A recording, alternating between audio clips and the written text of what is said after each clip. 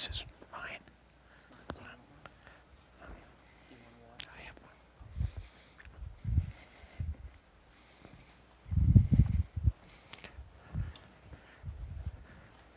Where did I put the water?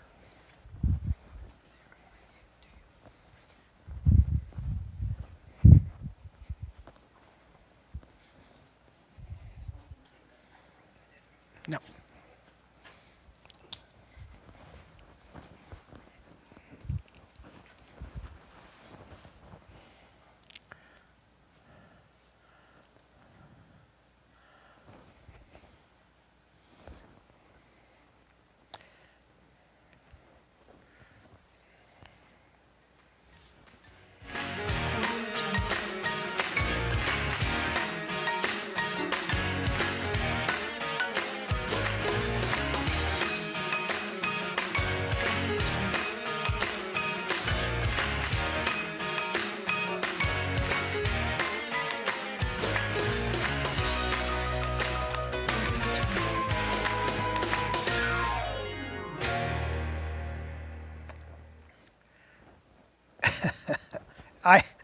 I said I would handle the opening and you overrode me. Thank you. Let's go back to where I wanted to start here because I wanted you to see the set. This is what we're going to be talking about today. Now, Buck didn't know that, so he chopped right into me and overruled everything that I was planning to do. I wanted you first to see the set and all the things that are on the set. I'll move it a little closer. You see how cluttered it is. You'll also notice that Kat has disappeared. And she has become a pair of the ruby slippers. She's in Oz. She has gone to Oz, and she left her slippers behind, which means she can't get back. A lot of you guys have seen Kat. Friends have been showing up in Virginia, where she is, near Roanoke. There's a fair, and she has been doing her show there for the last several days, and will continue to do so for the next week. And I am leaving to go join her. And we've been getting the motor coach ready, and it's going to be quite an adventure because we're moving this live show on the road. We're going to start doing it from the RV. Obviously, we will still have roll-ins and different things. We'll figure out how to do that, but we're going to start to do like Todd and Kat from the road over the next couple of months. And the studio will still be online, but we'll see how it all fits together. But today, I'm going to talk about collecting.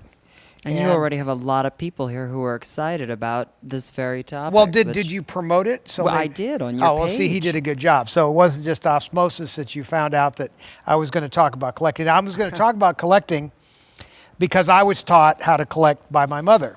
And we actually have some footage of her talking about collecting that we're going to show you, so it won't just be me jibber-jabbering on. However, most of what I will talk about, kind of is the Debbie philosophy, as it were, and why and how she collected what she did. But it's up to each one of us to sort of choose what tickles our fancy in terms of collecting. And as David Copperfield likes to say, stay in your lane. Now, I can't do that. I've never been able to do it. He keeps trying to tell me to do it, but some of us just are born to be all over the freeway. Like, that's what happens when you have Debbie Reynolds as a mother. So, and Eddie Fisher as my dad. So that's like already this weird Hollywood inbreeding, as Carrie said. And what you get is a collector that has no idea how to stay in his lane. So having said that, why don't we start by letting my mother explain, now you have her on the stage, right, with her stuff. I have that, and then I have... You have to talk in the microphone. Well, I have that, and then I have I have the hotel intro into that, yes. She's talking about the MGM Okay, auction. that's a good one. That's a good one. All right, so many, many years ago when we had the hotel here in Vegas, we had a Hollywood museum. And before you would go in the museum, we had a how the museum was built video that was in the hallway. But then once you came into the theater, and there was a 100-seat theater, you would sit down, and all around you, you didn't know it, but there were costumes behind the curtains all around you on revolving stages. But what started up on a big screen was my mother doing this introduction, making her the curator of the museum, and therefore seeing what it is that she was, her story on collecting. So here she is, without further ado, Debbie Reynolds. MGM made great pictures. Films like Showboat and The Three Musketeers, Meet Me in St. Louis, and they were all filmed right there on the studio's back lots. Well, MGM's gone through a lot of changes since Louis B. Mayer ran it, but this magical studio will always have a special place in my heart. My collection comes from all the great movie studios, and when I heard that the owners of these studios were about to sell off all of their classic costumes, including everything from Cleopatra and Hello Dolly and Sound of Music, even Marilyn Monroe's famous halter dress from the 7-Year Itch, I really couldn't stand the thought of these collections being broken up and sold all over the world or rented out as Halloween costumes. Well, I became determined that a Hollywood museum should be established. And people said, Debbie, you're crazy. Forget it. Well, that was the wrong thing to say to me. I went to auction after auction, and I bought as much as I could. It was a dream of mine. Oh, I heard about it through the grapevine, and then I was in the Reporter, Army Archer, it was in all the newspapers that they were having this enormous auction. And no one really could believe it, that they were going to sell off everything, but it was true. They even sold the rose bushes. For the majority of people, it was very, very exciting. For those of us that had worked at the studio, it was rather sad. It was like watching your ancestral home sold off for back taxes. Sprinkled amid the hordes of press and curious onlookers were celebrities like former MGM starlet Debbie Reynolds. Reynolds has long been the celebrity most associated with preserving Hollywood costumes. In 1970, Reynolds was actively working to establish a Hollywood museum, and she saw the MGM auction as her chance to begin preserving these pieces. Reynolds spent $180,000 purchasing dozens of the MGM costumes, including a dress worn by Judy Garland in The Wizard of Oz and Marilyn Monroe's famous subway dress from the 7-Year. All right, so there you have it. That is an interesting introduction because it shows what started her. And there's always a starting point to all of this. You know, sometimes you find yourself in a shop somewhere and you see something and you think, wouldn't it be cool if I collected that? Other people collect because it's their favorite movie, their favorite star, their favorite television show, their favorite thing.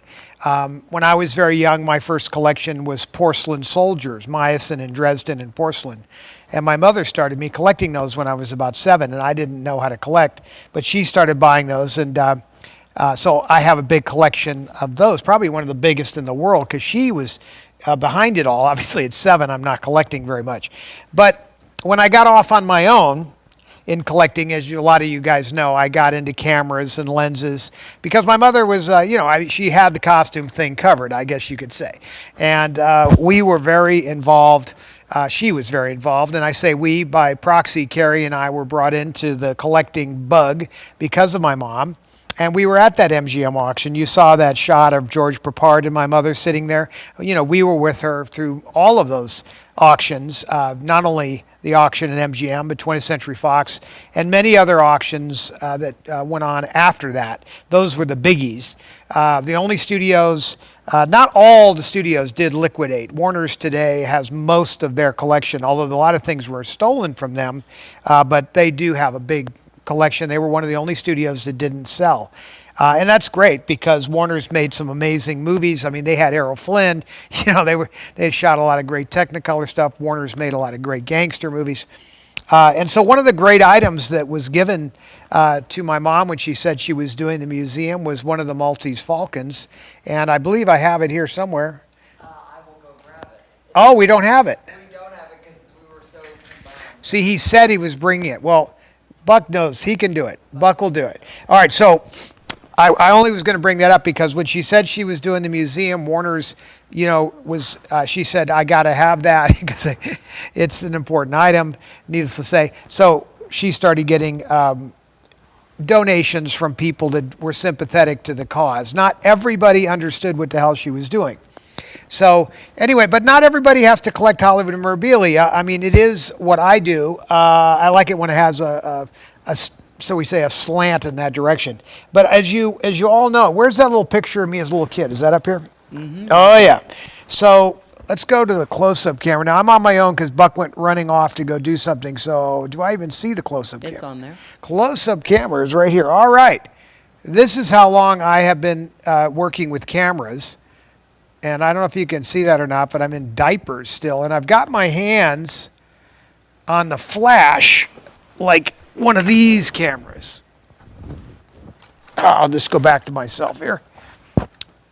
Like you see in this picture, I'm got my hand on a flash like this. So I had seen the photographers around my mom constantly, firing these flash bulbs off. So as you can see in the picture, I'm trying to, change the flash bulb. So I've been into cameras a long time, and it's hard to say what actually triggered it, but I would say it had already been triggered. So one of the things that I began to collect very young, I began to save my cameras. So like for an example, in the close-up camera world here, because I don't have, there's a picture, that's me, and I'm doing a self-portrait. That's at the Greenway house where I grew up. You invented the selfie. I don't know if I invented it. Yeah, I think you did. Maybe I did. Well, there it is. That's the self-portrait. And there's the camera that I was using, minus the Starbucks drink. That was my first camera. And, kind of cool because right there is Carrie's first camera. So you could see, move it that way. So you see Carrie's first camera. And I took that picture of Carrie with her camera. It's kind of cool. But, when you collect cameras, you can really go down the rabbit hole with collecting cameras. So you'll notice that I brought this up as an example. A lot of people love these old vintage cameras. And so this has no significance. It's not from a movie. I don't know how I got it or exactly why, but it's a really great example of a camera that people do like to collect. These are really cool.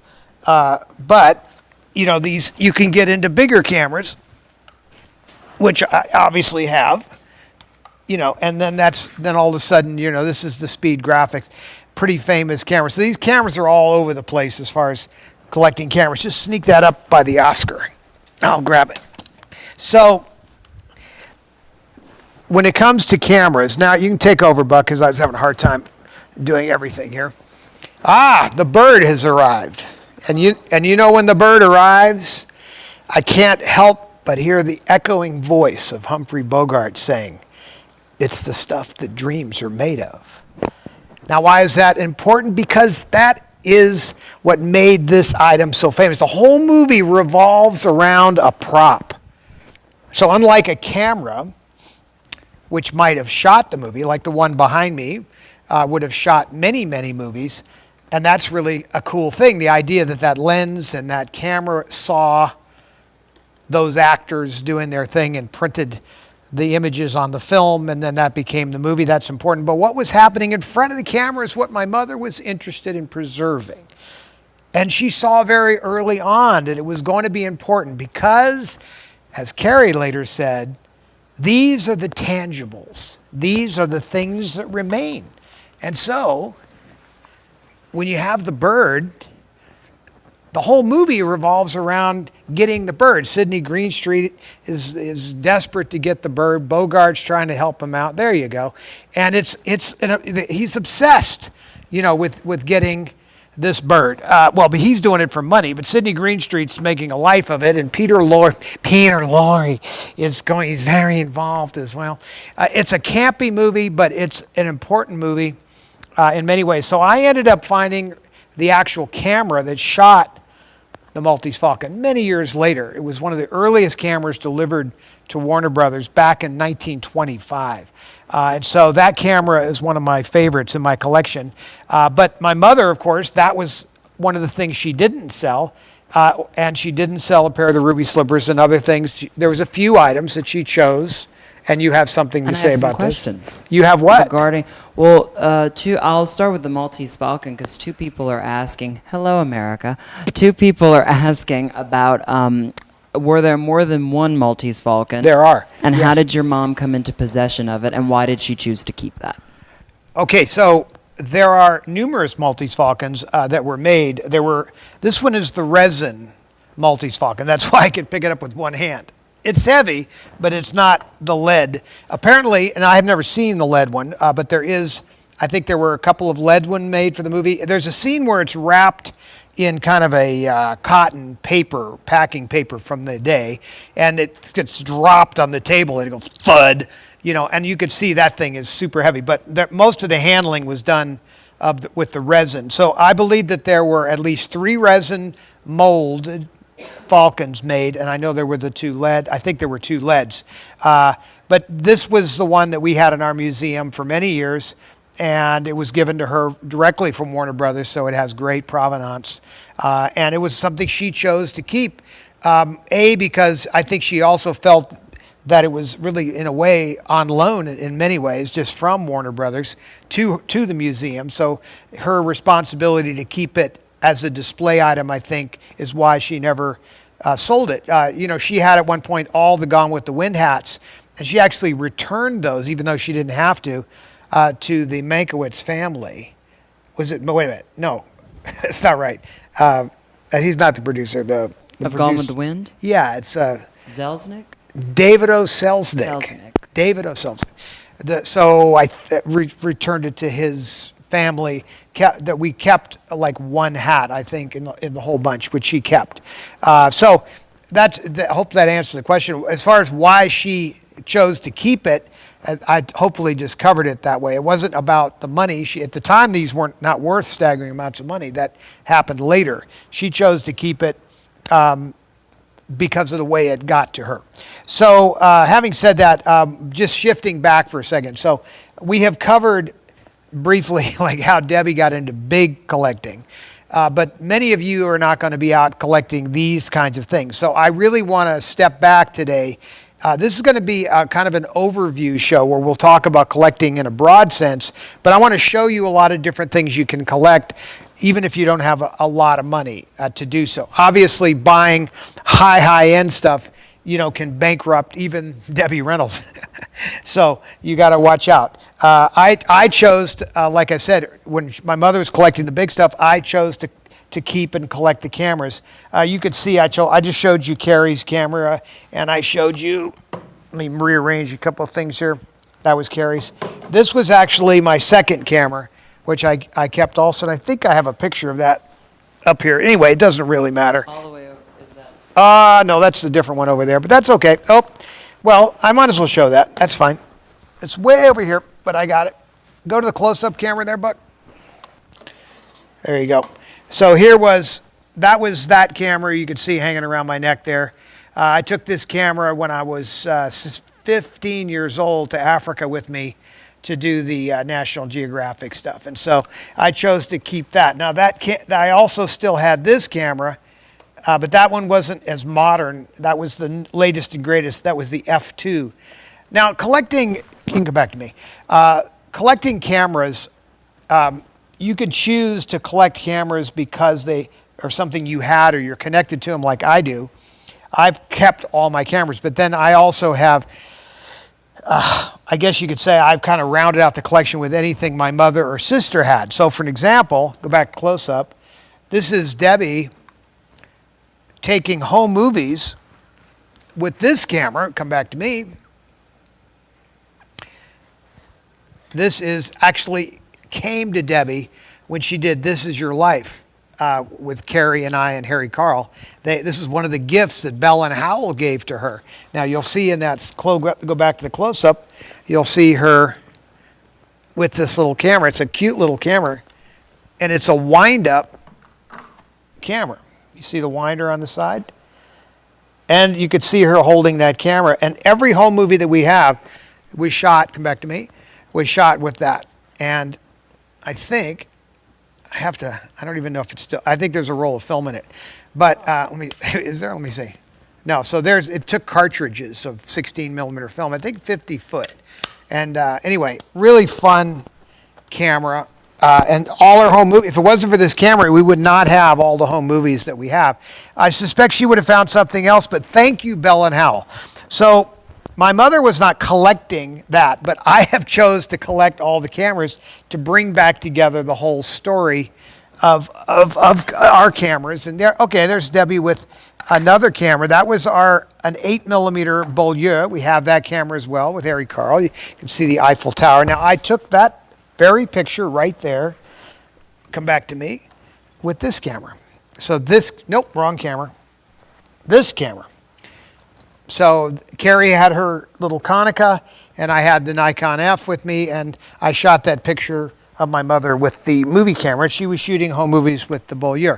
Now, I will, the quality of the movies from the Beaulieu was nowhere near as good as these old wind-up Bell & Howell, believe it or not.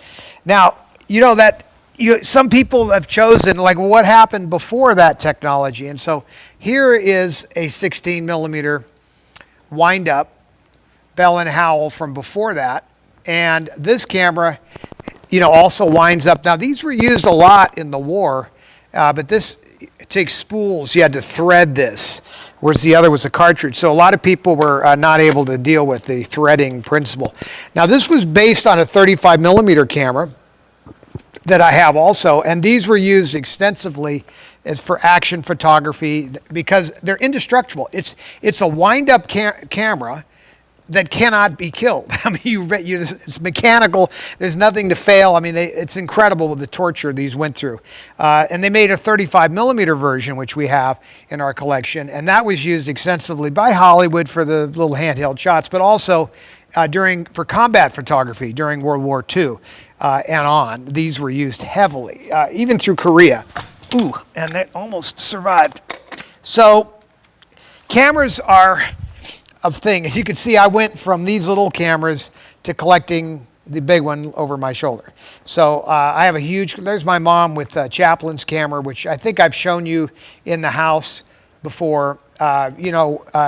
That's really the crowning jewel of my camera collection. And it was going to be the crowning jewel of the museum display. We were doing a display called Technology, the Technology Pavilion. And so there would have been examples of these cameras and you seeing what they filmed. Now, my mother had a dream to set up, this is some of the bigger cameras I had. In the far left, the blue one is an AP camera. That is a Todd AO 65 millimeter handheld camera. Then the next one is actually from 2001 Space Odyssey. It's a 70 millimeter camera that shot a lot of the silent stuff for 2001. We'll call it the effects stuff. And then there's the Panavision that shot Star Wars, which I actually sold to George Lucas. And then as you go around the corner there, you'd see Chaplin's camera and whatnot. But that's a good example of how this would have been on display in our museum. But my mother, come back to me, my mother was more interested in having a set. Like she wanted a set like we have here, a set that was the movie set with all the costumes and furniture. And then she wanted to see, the camera and the lights in front. So you could see as the audience or as the viewer how the process of making the movie took place. So these were the cameras, the lenses, the lights. This is the distance between the set. Those are the set pieces. Those are the costumes. I mean, that was her, dream. I'm the one that brought up the whole camera idea, but she started it this is how this stuff is when you collect. It starts small and then boom.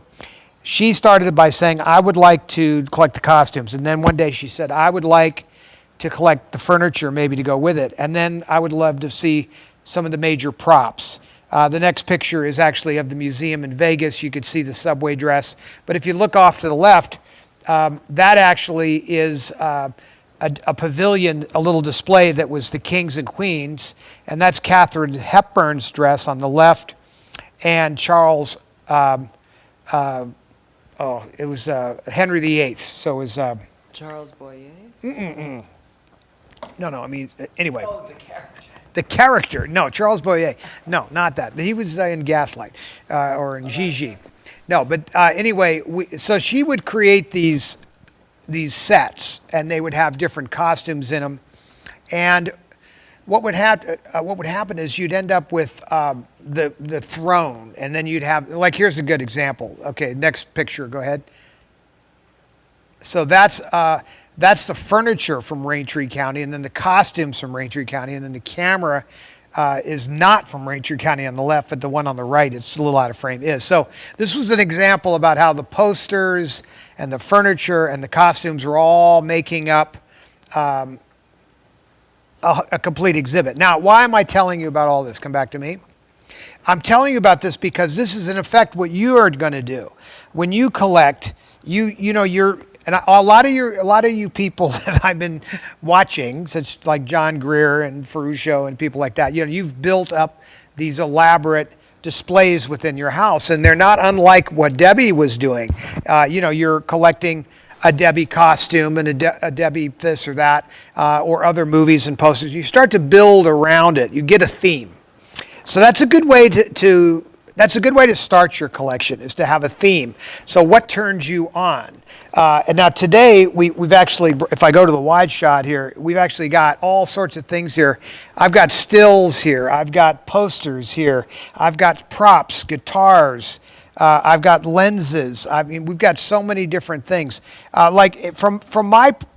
my end, as a collector, there are certain things that you have to at some point say, well, I can afford this much money to invest into something like this, because I like to talk to collectors like addicts, because they can really get into trouble. I've had many friends of mine, just load up the credit cards and go too far. And I understand it, because sometimes this stuff comes up to auction and that's it. So there is an urgency sometimes, especially with a lot of this stuff this one-off stuff. You find yourself understanding what my mother was going through. She was like, I have to save this. I have to save this before the wrong people have it. The wrong people are in charge of a lot of important things. And you can tell who they are, because they're selling it indiscriminately. They don't take care of it properly. It isn't stored properly. It isn't handled properly. It isn't curated properly, is I guess the right term. So in my world, with the cameras and lenses, I'm going to just get up to stay on that camera, because I'm just going to lift this up. This is an original set of lenses from Citizen Kane. And this was Wong Howe, was the director of photography. And these lenses, were used on a camera just like the one behind me. That's not from Citizen Kane, but it would have been used on a camera like that to shoot Citizen Kane, and this was the original lenses for it. And Roy Wagner was instrumental in finding a lot of these things over the years. We have spent thousands of hours, looking through camera reports and second camera assistant reports, tracking down different serial numbers to verify different cameras and lenses and things. That particular set of lenses was on loan to the Academy for 2 years when they had a Citizen Kane exhibit. And I was honored that it was there in many ways, and I wanted to help them. Sitting next to that, of course, was the cool picture, was the script from Spielberg that had annotations in it from Citizen Kane. So having the original lenses and the script, there's just not a lot of stuff that remained. We had his fur coat at one time that was sold in her earlier auctions. If you guys have some of her auction catalogs, you'll see that fur coat. We also had the typewriter that he types out the review, where he gives his wife the bad review because she really did stink. So that was a cool vintage typewriter from that movie, and she chose to save that. She was friends with Agnes Moorehead, and Agnes is the one that actually found and saved the typewriter and then gave it to Debbie to put in the museum. So sometimes it's fun to see how these things get saved, and who cares about that or who cares about this. Some people, it's important that we all, find a niche, and if we all do this together, we can save a lot of really cool stuff. And you're saving it maybe to make money, maybe you're going to flip it. But in my case, I don't think we've rarely sold anything. My mother made a lot of money when she did her auction, but that wasn't the intent. Do you have questions, by the way? Am I ignoring people? No, you're not ignoring people. People are loving this. I just have a lot of questions for you. A lot of questions. Well, I wrote down, someone was asking, and I think I kind of know where this could go, so that's why I want to ask this one first. If Elizabeth ever saw your mom's collection, and what were her thoughts on it? Good question. So Elizabeth came to the hotel and saw the museum, and prior to that had not helped Debbie at all with collecting or anything. Really had never come to the auctions, pretty much didn't pay attention, but she saw that and was like, okay, I want to do something. What can I do? So she got with me, and there was an auction coming up.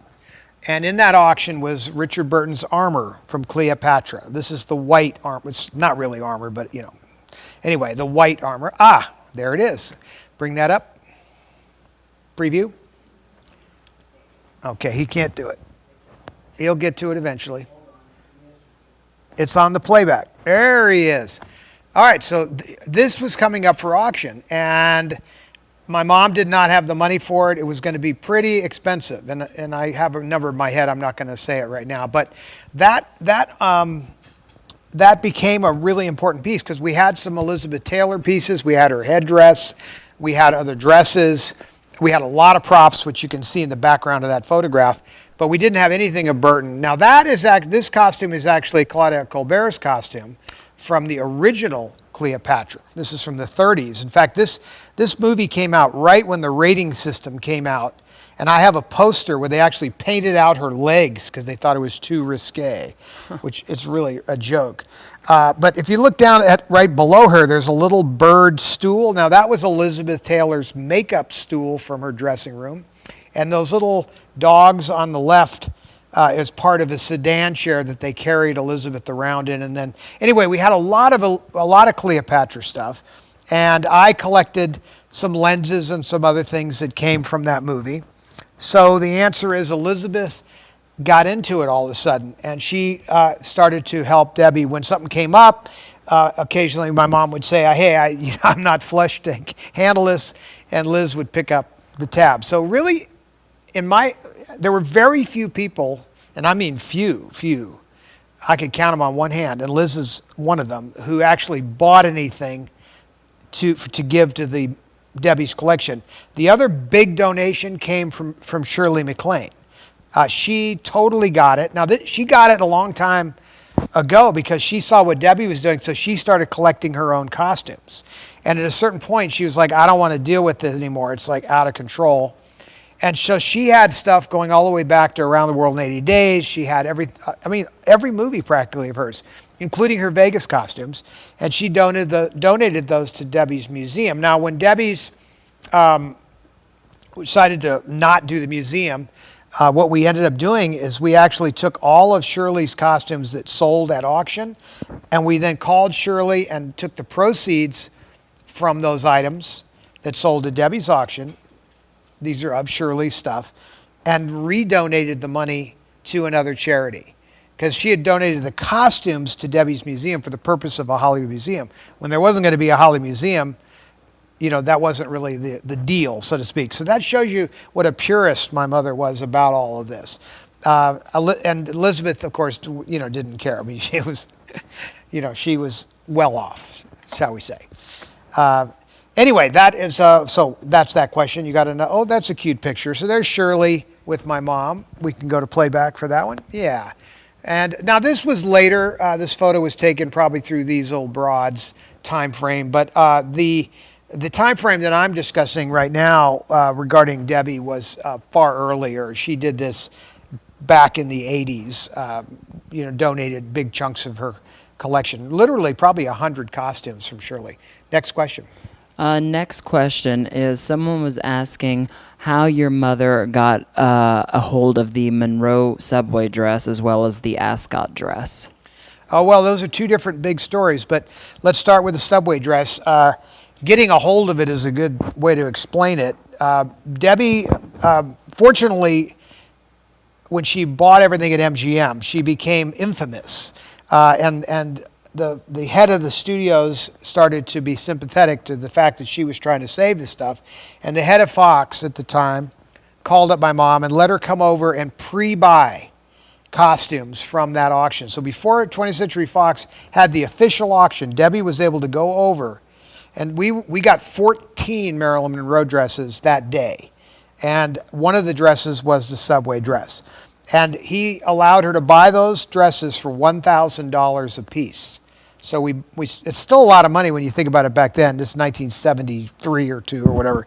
And he saw it's $1,000 each. So there's $14,000 just in the Monroe pieces, but we bought a lot more than that. Now you asked another question about the ascot dress. Now the ascot dress, okay, show that picture though on the Monroe. So this is one of the dresses. This is what I call the heat wave number from There's No Business Like Show Business of Monroe. That was one of the 14 dresses.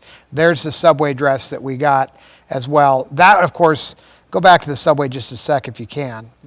So the subway dress, as you know, went for over $5 million with the juice. So, not a bad investment from 1,000 to 5 million. Go to the next. So now this one, of course, it was, we're two little girls from Little Rock. So Jane Russell and Marilyn did a little dance number together. We had both costumes. This was the Monroe version. One of the 14 Monroe pieces that were in the collection. So those are the big ones that were sold. But we had others. Now let's switch over to the Ascot dress because he's going to cue that up next. Now the Ascot dress was owned by Warner Brothers, and I've told this story before, and I think I'll tell it again just because it is a great story. So my mother, I'm going to stay on me for this. My mother got mad at me, rarely, but one time Planet Hollywood was doing an auction. And this was actually like in the 90s. And I bought Rex Harrison's suit from My Fair Lady. Now that suit had been stolen from Warner Brothers, but it had circuitously found its way around to some markets. It got into an auction. And they had no interest. Warner's had no interest in recovering it. So we bought that at an auction. And my mother was furious because she's like, what are you going to do with Rex Harrison's suit? If you don't have Audrey to go with it, you have nothing. And I said, well, it is a best picture, best actor. Come on, give me a little break here. And she goes, well, how much did you pay for it? I said, $8,000. Well, that was the end of it. I never heard the end of this story. This was brought up, I would say, on a monthly basis, sometimes on a bi-weekly basis, where anything would remind her of this, and she would, remind me that was the dumbest thing I ever did. All right, so segue forward into the 2000s. I get a phone call. And my friend says, have you seen the Profiles in History is going to be selling the Ascot dress? And I said, no, is it the real thing? So Robert Noodleman was head of the Hollywood History Museum. And they didn't have the money, but he and I were close. And he was consulting for Debbie as well. So Robert Noodleman, I wasn't in town. He went over there to look at the dress and he goes, man, it's the real deal. Well, we knew this was going to be a big ticket item, so I actually went to Audrey's son, and we originally partnered up to want to buy this dress. But we got outbid at the auction. It went to $100,000, and that was the end of our money. It went to like $110,000, and we were done. And we were disappointed. But 2 weeks later, Joe Madalena from Profiles calls me, and he says, hey, I've got the dress back. The bidder did not come through. Do you want it? I said, well, not for that price. How long was I bidding against this guy? And he couldn't answer the question, so we actually came up with a trade. And I traded him a Marilyn Monroe and a Sally Fields Flying Nun costume to go into his next auction. And as a deposit, I put $10,000 on my American Express card. And it held the costume. He gave me the costume. I gave him the other two costumes for auction. When the other two costumes sold, we made more than enough money to buy the dress, and everybody was happy. So now I had the Ascot dress on my own, and I had really, it was a score, but my mother knew nothing about it. So I have a great video of my mother telling this story. I don't know if we have that video. I don't have it. The video. Okay, not queued up. What's that? I don't have it queued up. Okay, but that story is actually going to be on Patreon in its entirety of her telling the story. But here's the story. So she comes, I call her on some ruse to come out to the ranch, because at that time the dress had just gotten to the ranch to be with the Rex Harrison outfit, and we were looking at everything over there. So that item actually had arrived at the ranch before it had actually gone out to go on tour. And so the costume was sitting there, and she walks in the room and she sees that costume sitting there, and she bursts into tears. So why does she have such an emotional reaction? Well, go back to the Rex Harrison story. She said, you'll never get anything of Audrey's because they were all stolen right after the premiere. They went on tour, and every costume of Audrey's was stolen. Nobody knows where they are. This is, 50 years later.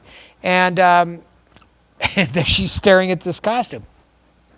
And she's like, how the heck did you do this? And I told her the whole story about how we, had gotten it. And she was thrilled that, we were able to rescue that. So this was like part of our mission as a collector for her was to try to bring everything back together from certain films and certain things to make a great exhibit on a particular film. So now the pants and the outfit of Rex Harrison, the suit, goes with Audrey. And so we ended up with the two of them together.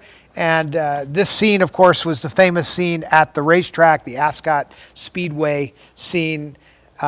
So where she's screaming at the race. It's a very famous scene, a very famous concept. Now, when we went to auction finally, and my mother said we're not doing a museum, well, that costume was mine, and that costume sold for a middle $2 million range. So needless to say, I did well, but it was disappointing at the same time. Not money-wise, but disappointing that all of this work that had been done to gather and preserve and protect had, things were going to be scattered to the four corners of the earth, and that is what happened.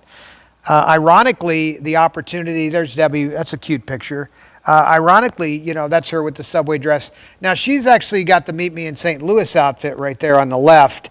So that's Mary Astor's costume. And then the one behind it is Eleanor Powell's outfit. So she's standing amongst her collection there, and you could see how into it she is. I mean, this is truly the passion of her life, was preserving all of this for us.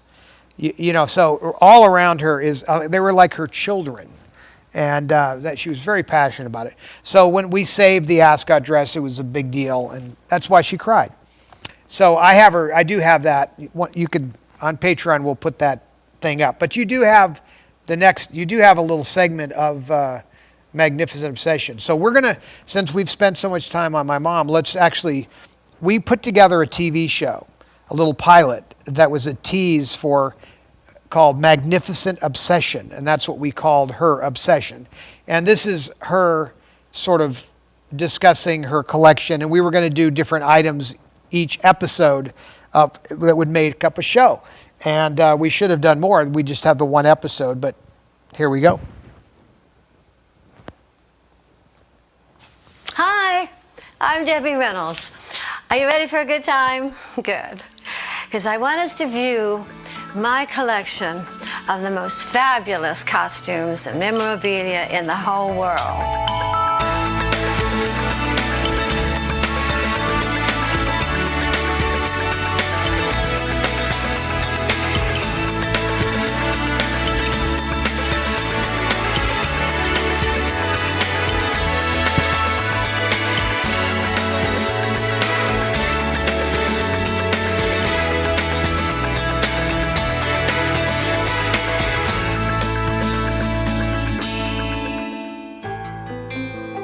Today we're going to be looking at some fabulous pieces, some of my favorites from my collection. Now, we'll see if you can guess what this is. Of course, a guitar. But whose guitar? Is it, now here we have, is it Rita Hayworth's? No.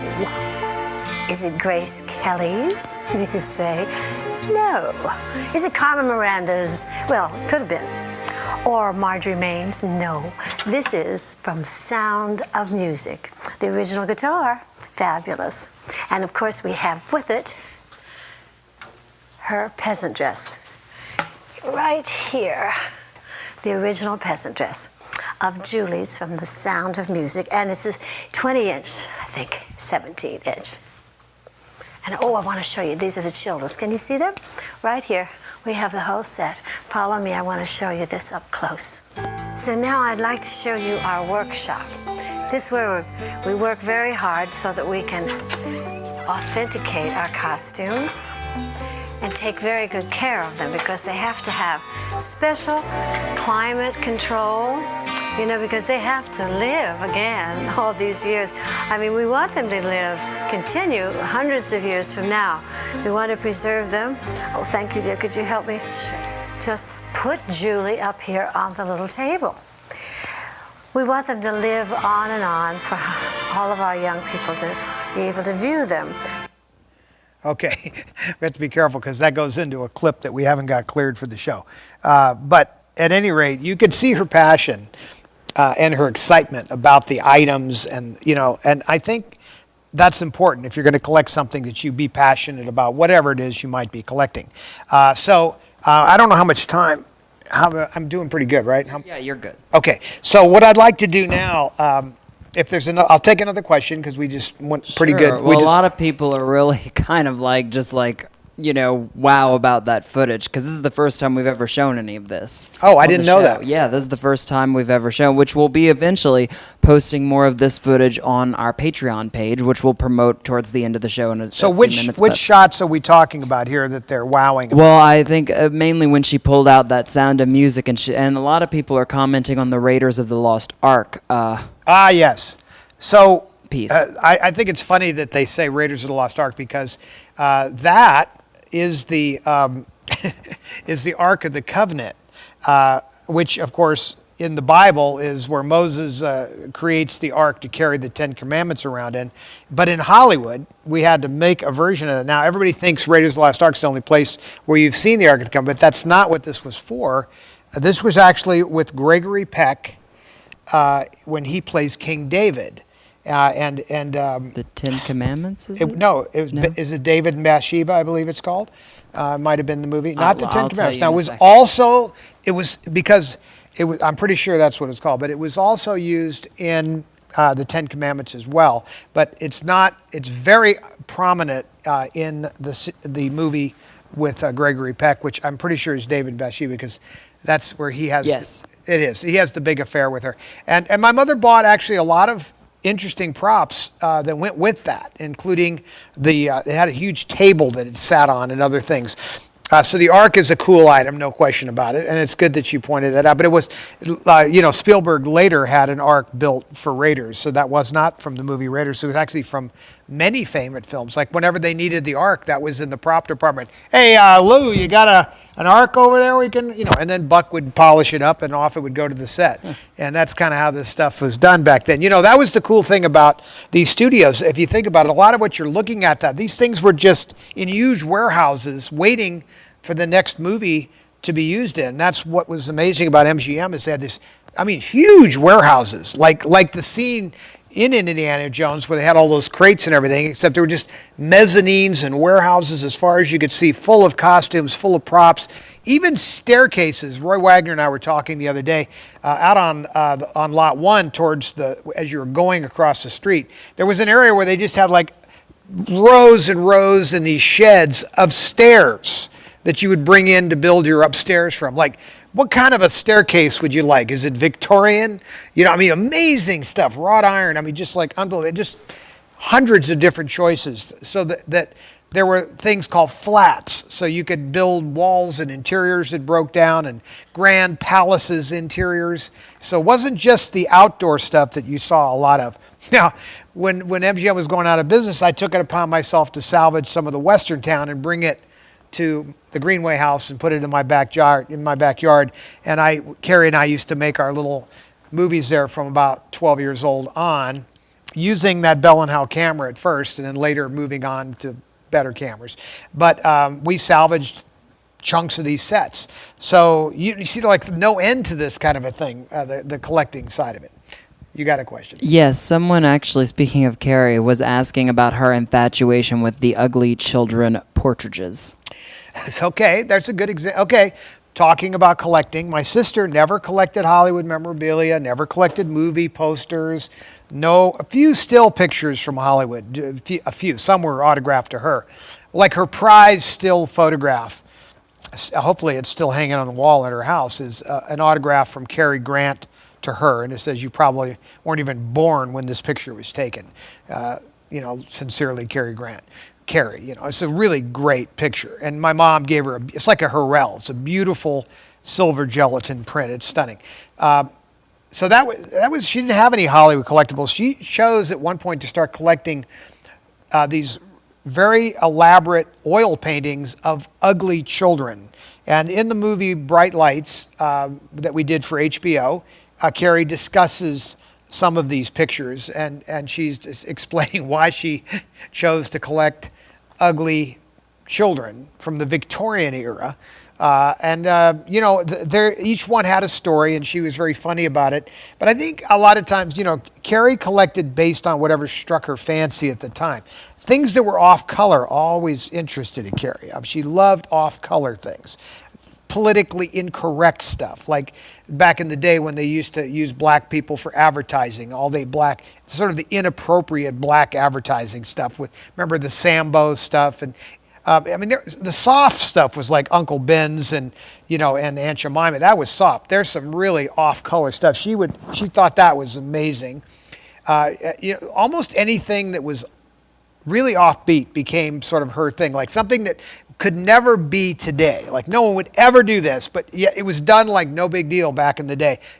That was the kind of thing she liked. The advertising things. She liked big advertising things. I've told a story that she's actually buried in a giant Prozac pill. Well, that pill was an advertisement for Prozac at a pharmacy, and it was made out of porcelain, and it was like a thing to promote Prozac. Well, she found this with me in an antique store, and it became one of her prized possessions, and I ended up putting her inside of it. But the bottom line is that she had a very vast collection of odd things, but none of it was like ever going to be necessarily with this. Well, that's not true. She collected also a very famous monkey painter, and those paintings went up in value a lot. So there was occasionally where she might decide to collect something that had significant value down the road.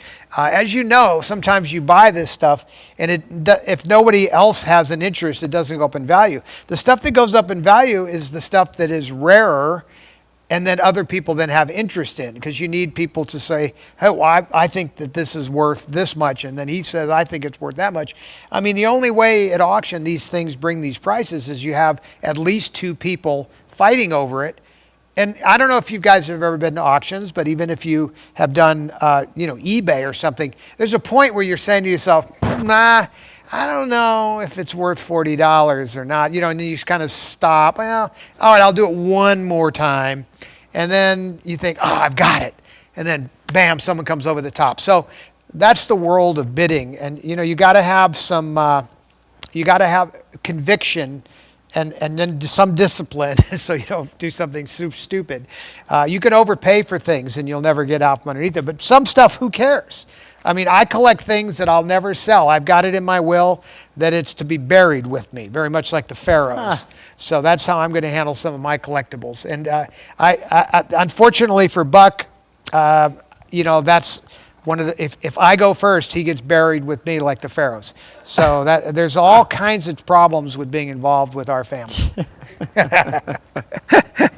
Needless to say. All right, you got another question, I'm sure. Oh gosh, I have. Oh yes, someone was asking earlier, and they were saying, because you were talking about visiting the MGM lot. They were asking if you have been back since it changed to Sony, and what your thoughts were how they preserved the old MGM lots. Well, they didn't really preserve the MGM lot. The buildings, I should say. Well, so the lot one, which was the administration lot, there were other things there. A lot of things there, in fact. It's kind of where it all began. But lot two, lot three, those were where all the big sets were and all the big back lot stuff. And that was the stuff that I grew up on. That's where the pirate ship was. That's where the showboat was, the lagoons and the pirate ships. And that's where the Tortuga Bay and the castles and the western towns and on and on and on. I mean, literally like the movie Westworld. I mean, you could go different places in these lots, turn the corner, and 300 years would go by. You'd be in a whole nother thing. So there was no tours of those lots, and all those lots have been bulldozed. And there's condos and housing developments on them, unfortunately. And the lake and everything where the showboat was, long gone. Now, they've kept the original, office buildings and right on Culver Boulevard there, They've got the original buildings there. When we shot These Old Broads, it was cool to shoot there and be on one of the original stages. And, it was fun. And many of the buildings were still intact that were historic. But many were not. I mean, they had torn down major buildings and put up, office buildings. Because, you got to make room for the lawyers, because that's such an important part of filmmaking. Not, but it has become that, unfortunately. So I would just say they get like, as my mother pointed out, like they sold the rose bushes, so they stripped the place. Now, the buildings remained and they tried to go back, but they don't have anything. They literally sold everything that wasn't nailed down and even stuff that was nailed down. How's that? Pretty good. And then I had one more, and again, I lost it, so I'm just going to paraphrase. And someone was saying, did you ever, wait, excuse me. Oh, I see. When you first started collecting, what was the first piece you collected? Well, like your first piece, not... Okay, so, so collecting for me, and this is why I want to do this show. This is a setup show to collecting, because I'm going to start doing these things by category.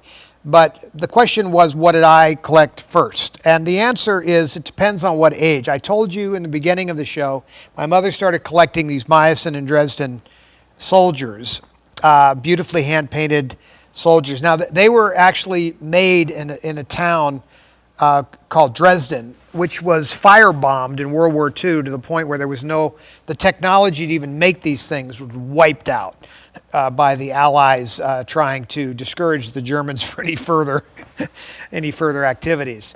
But unfortunately, my mother started collecting because it was like kind of a lost art.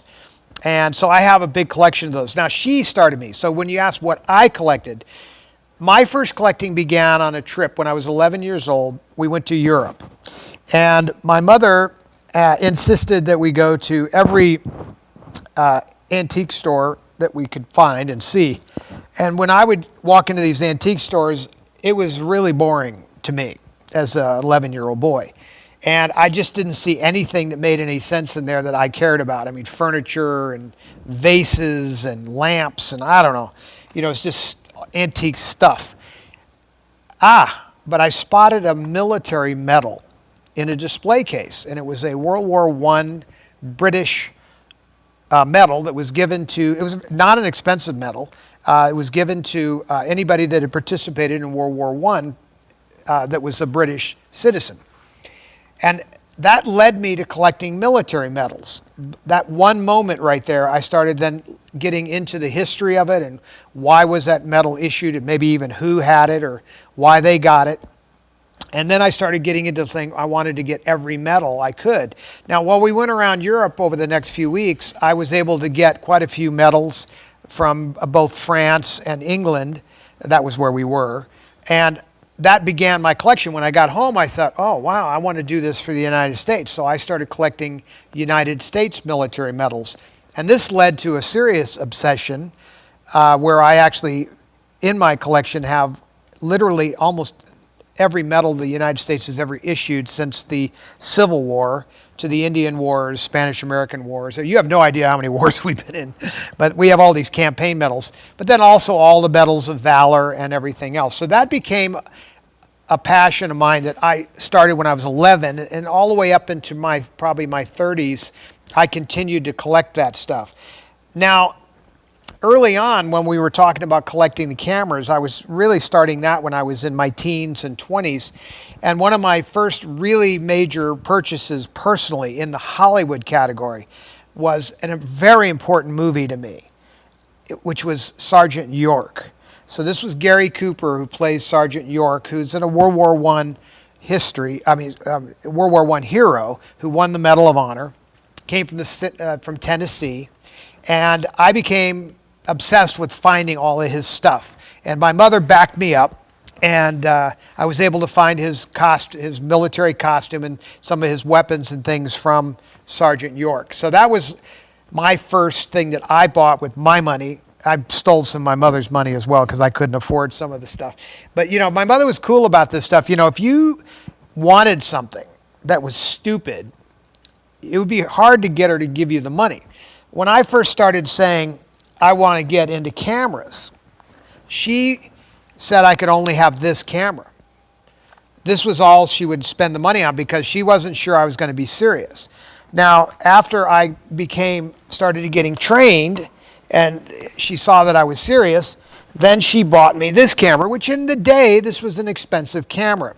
So she was willing to back up that as long as I showed signs of being serious.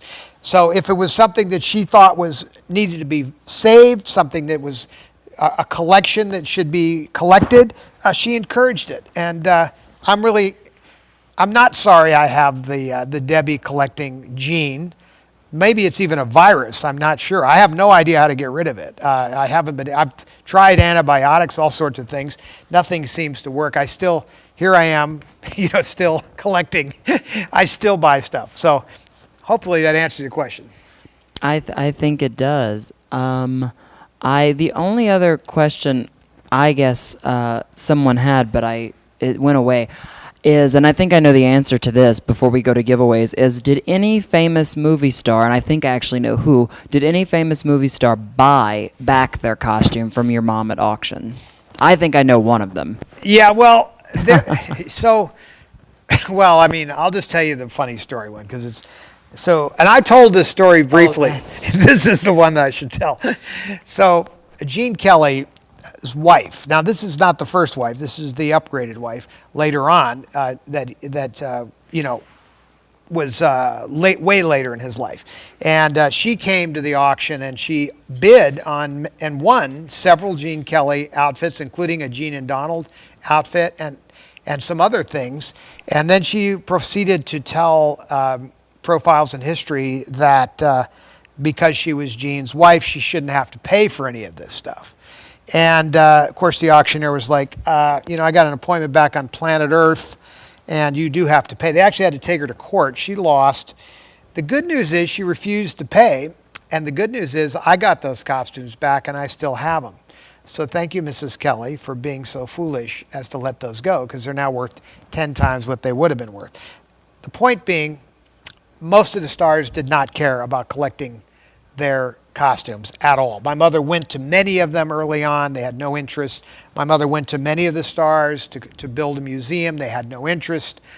They just felt other people should be the ones to pay and build a museum, not them. Now, I have one for you. I don't know. I'm sure you knew this, but Barbara Streisand bought back one of her Hello Dolly costumes. Right. So now, interestingly enough, so Carrie was friends with Barbara Streisand. And my mother did a hell of an impression of Barbara. They were not really close or anything. But I did hear that Barbara had bought back. I don't know if she bought back the gold dress or not. I think the purple one. The purple one. Okay. So, the gold dress went for a lot of money. I don't even know. I think at a certain point, it's interesting that she chose to do that. Now, it'll be worth more in her possession anyway. So for a star to buy back their stuff is smart. Because if they ever do decide to sell it, it's going to be worth more. It's like when I say to you, this is Debbie's can of Starbucks espresso. And I tell you, I saw her with it, drinking it, and I keep refilling it. Now, I'm joking, but I'm telling you that the idea that you have a person who knows that belonged to so-and-so and the provenance, the lineage is intact and you can know where this thing came from. That's very important. We didn't talk a lot today about those nuances, but suffice it to say that knowing where something comes from is very important because people do copy things or try to say this belongs to so-and-so.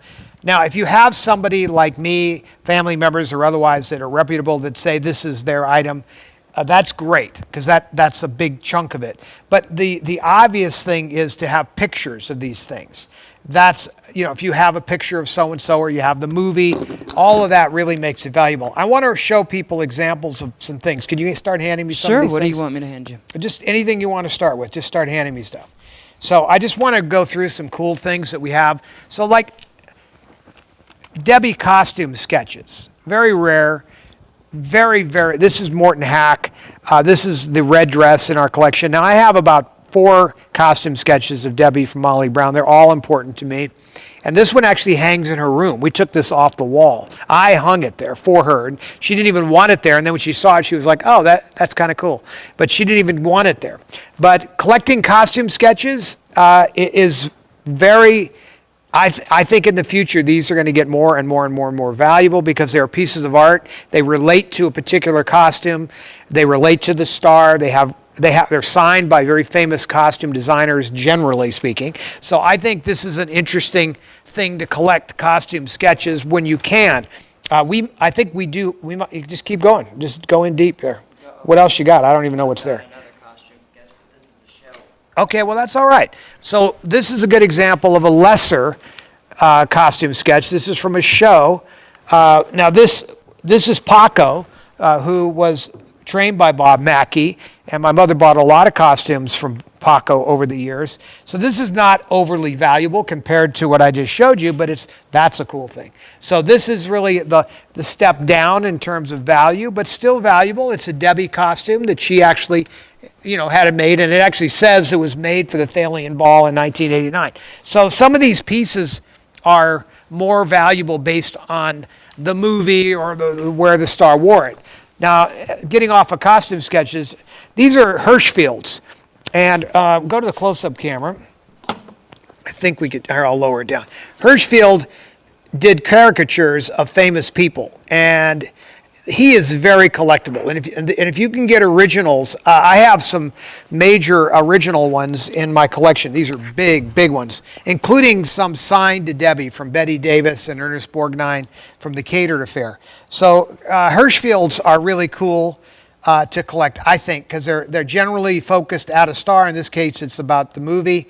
But so you can do movies, you can do stars. Keep them coming, buddy. He's slacking on me here. Okay, so we've over the last several months we've been talking about still photographs also. So I just showed you Hurrell's; those are art pieces, although they do make copies of those. But the originals, of course, have gotten very valuable. But even getting copies is kind of fun. I think they're cool. We've been talking about still pictures as well. So these are all the different disciplines, right? So there's still pictures, there's posters, there's lobby cards. I mean, you can go on and on it. And you could focus on any one of these. Now, we were fortunate to acquire a big chunk of the Frank Worth estate. He's an amazing photographer, behind-the-scenes photographer. And these are really beautiful real prints, and they're stamped by the estate. And these are just examples of photographs that can be collected. And when they're framed, these are just spectacular. And we are selling these currently on he our actually studio has, store. He actually has some of these or all of these on the site. I believe all of those are actually listed on the So studio there's store. James Dean with his car that he died in on the way to a race. This is the more famous one. We've talked about this last week. This is, I think, one of the best Frank Worth pictures ever. Here, go to close-up on that. It's worth it. Worth it. Great picture. So Frank Worth, here, stay on the close-up. Amazing Sinatra with his Thunderbird. So these, we have, I bet, I don't even know how many. Let's just say 20 different, maybe more. More. Okay, so We have quite a and few I have from the I don't state. have all. Some of these we don't have multiples are, and they're in our collection, and that's that. But some, like the James Dean, the Liz Taylors. These that you just showed, we have all on the studio store. Okay, everything I just showed is available on the studio store. So if you do want to start collecting stills, these are not just copies of stills you get off of eBay. Now, these were. They were printed later, but they were photographed by Frank Worth. Now, then you get, now this is a reproduction also of, is that Myrna Loy? Who is that? Yeah. She just handed me stuff. So this is this is a reproduction print of her. I think this is something you're selling though, right? This is These we will be selling on our next live show sale. Okay, so in this is about stuff 2 that's weeks. going to show up for sale. Yeah. So this is a reproduction of a beautiful old print. And you can see here, it's got the studio serial number down here. Here, I'll go close up. It's important to show that because the studio, but I can tell by handling this that this is a more recent print. It's still a photographic enlargement, but I can tell that this is not vintage. Now this is a really cool Rita Hayworth. And this is printed on an interesting paper, and this is something he's going to be selling. Go to the close-up camera because I think this is amazing. Look at Rita. Look at her. So this is, put the blame on Mame, right? Is that the number? Yep. Yep. So to me, Rita Hayworth is one of the sexiest people, period. I mean, she was off the charts. By the way, the whole time we've been doing this, no one mentioned it, but I'll show it to you. Here's my mother's prized slippers. So, you don't have the, what's up? Yep. Oh, yeah, you can take that away. Anyway, so that's her pair of the ruby slippers. We showed those. We showed them on bright lights, and they were on her mantle because she chose not to sell the slippers of the Falcon. And of course, at the same time, we have her. She used to keep the Oscar, the slippers, and the Maltese Falcon all together. So it was just her funny little humor to just have that on her mantle. Well, I mean, they're kind of the three MacGuffins of show business in a way. Well, the Oscar actually has been a MacGuffin in a lot of movies, so it is a prop. In Susan Slept Here, Dick Powell has several of these on his shelf that he won allegedly as a writer in that movie. But anyway, the point is like that's the extreme stuff. Not everybody can afford, to have the ruby slippers. I wouldn't have them if it wasn't my mother. No way. I mean, no telling what those are even worth anymore. This is a really cool picture. Go to the close-up. Now this is in my collection. You notice that camera behind Paul Newman is the same type of the camera. Come back to me. That's the same type of camera behind him that's behind me. So that one right there is the same thing as behind me. So I collect pictures of celebrities on equipment. Now, ironically, as many of you know, I'm in the middle of restoring the MGM RO crane that Roy Wagner found and I recovered. And there is a beautiful MGM RO crane, and there is my mom sitting on that crane at 19 years old. So pretty cool to have her with a piece of equipment that we've recovered and we're restoring. So this is what happens when you get really out of control. This stuff gets bigger and bigger and there's no end to it. You could just keep going, right? I mean, it's not like, well, I don't know how much bigger it could get than the camera crane. I mean, you couldn't even bring it in the room. It's so huge. Could you hand me those two pictures right there? Which one? I'm just showing you some of my collection. Now, this is my still collection. These are things that I collect that I think are kind of cool. Go close up for me. So look at there. There's my dad and my mother, and they are playing with a porcelain rooster. And now we all know who collects porcelain roosters. So Kat collects porcelain roosters. So I found this cool picture of my mother and father playing with a porcelain rooster, and I had no idea what's going through their mind or why, but I know why Kat's into it, but there they are. Back to the camera thing for a minute. Here's Cary Grant in a beautiful print. Let's go close up on that. Now he's actually with a huge camera. That's at least an 8x10 camera that he is with. A lot of glare. I'll tilt it forward.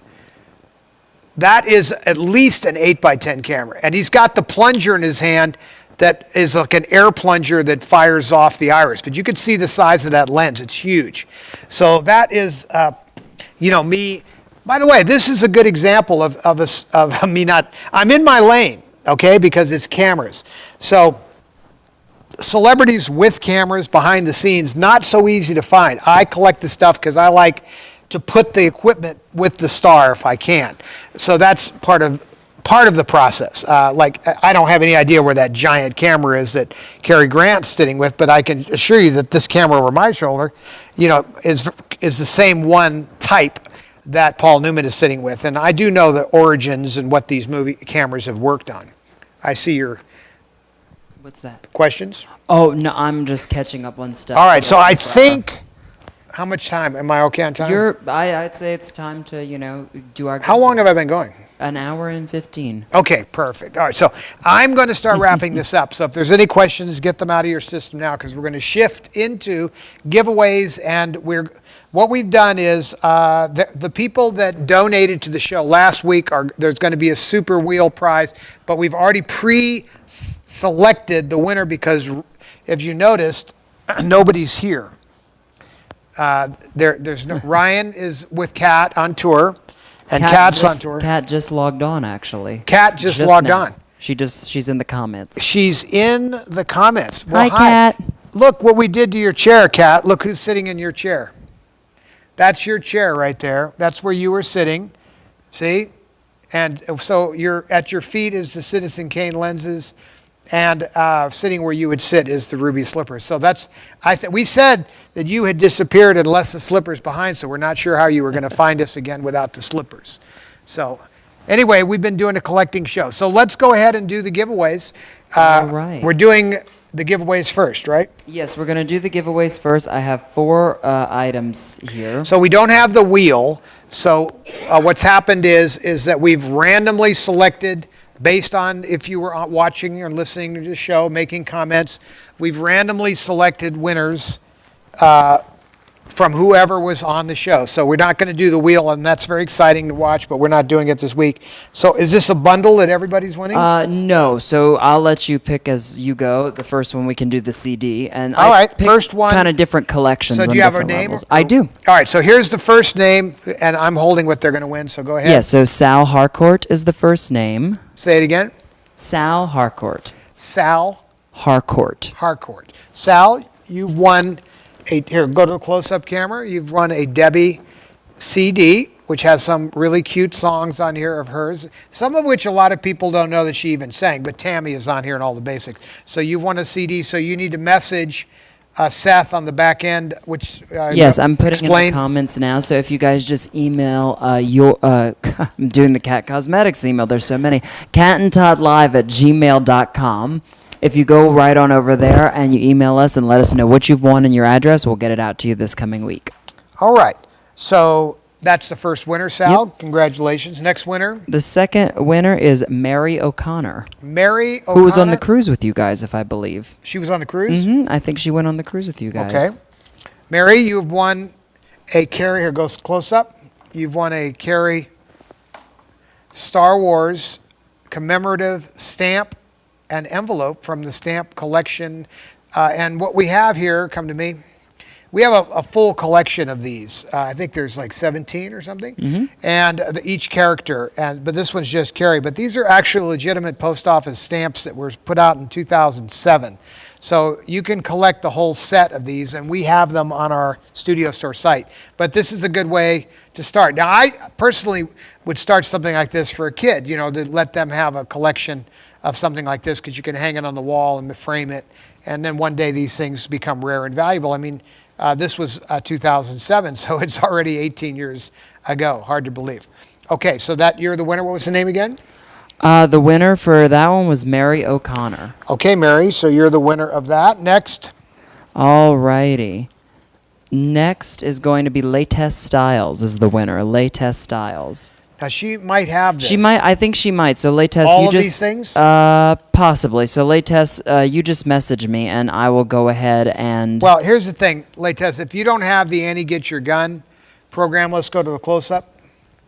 This is my mother in the Broadway show, Irving Berlin's Annie Get Your Gun, and that's a cool caricature. So this is a whole program from the from the play, with her and Harv Presnell. He's playing what the Howard Keel role was.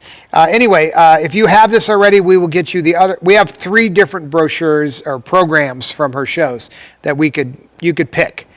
So if you already have this, let us know, and we will give you a different one or a different choice. Next. All right, and next, our fourth and final giveaway is for Frank Malina, and I believe he's a new name. I believe he said although he did say he got to visit your mom's hotel when you guys had it. So. All right, well, Frank, how do you pronounce last name? Melina, I think. Frank Malina, you have won.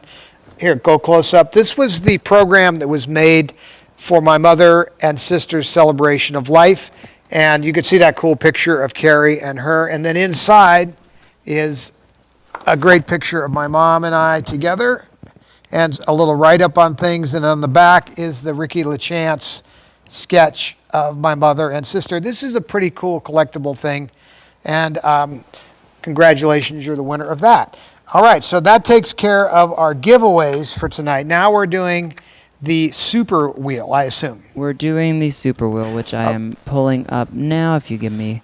So we have a super wheel winner. Now, these were the people that donated last week, just randomly donated to the show. We really appreciate it. Anything that's obviously given to the show that way goes to the production of the show, helps pay some of the staff, helps to work on legacy projects like the restoration of various things. So he actually has a wheel. Is that the wheel? So Ryan pre-did this wheel, actually. All right. So if you go to Playback Buck, there you go. So that's the winner then? No, the winner's not up yet. Oh, winner's not up? Yeah, so here we go. Oh, so this actually is working.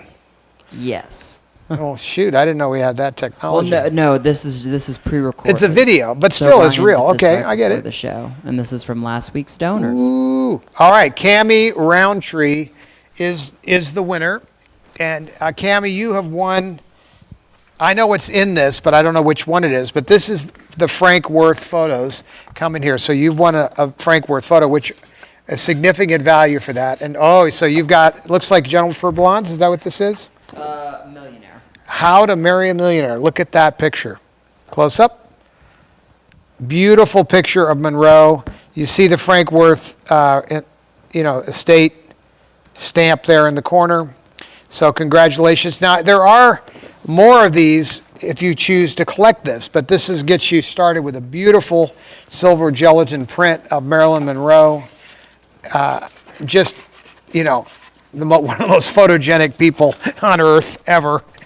Just an amazing person all the way across the board.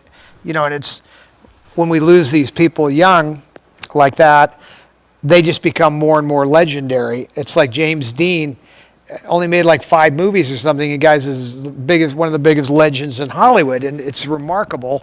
And as brilliant as he was, what would have happened, had he lived on? Would he just be some out-of-work actor later after he had 3 Academy Awards and retired to Florida? I mean, who knows?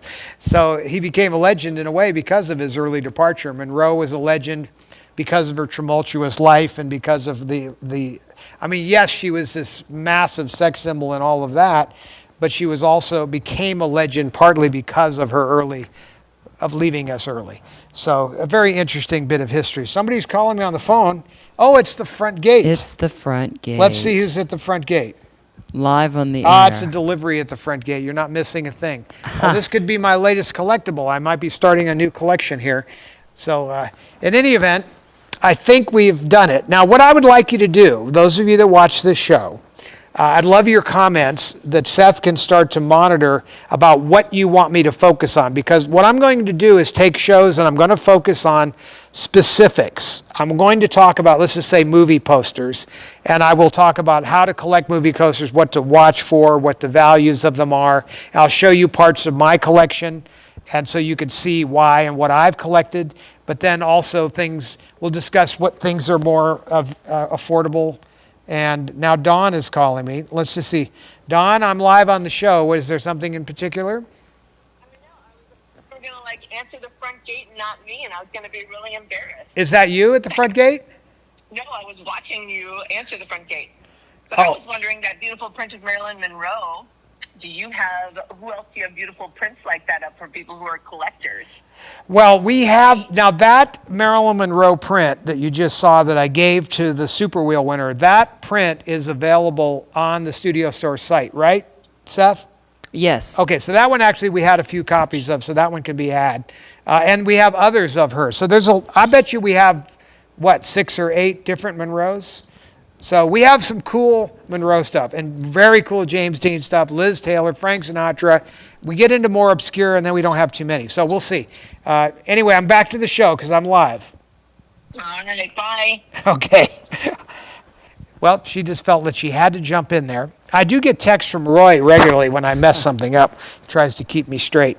At any rate, what I was going to say is I wanted your comments on what you'd like me to focus on. So if you'd like me to focus on costumes, costume sketches, props, even furniture, cameras, lenses, equipment, you name it, obviously stuff that you know. Now, I don't know about collecting everything. I know a lot about Hollywood and those sorts of collectibles. So I'd like to focus on those. I'd like to do a show on each one so that later you could go back to it and kind of reference it. Because I can talk about how to identify legitimate items and how do you figure out what movie something is from. I'll just show you the process that I use in my world to identify things and verify the authentication of items and this sort of procedure. So I'm going to hand that down to all of you and future generations of collectors so we preserve our history.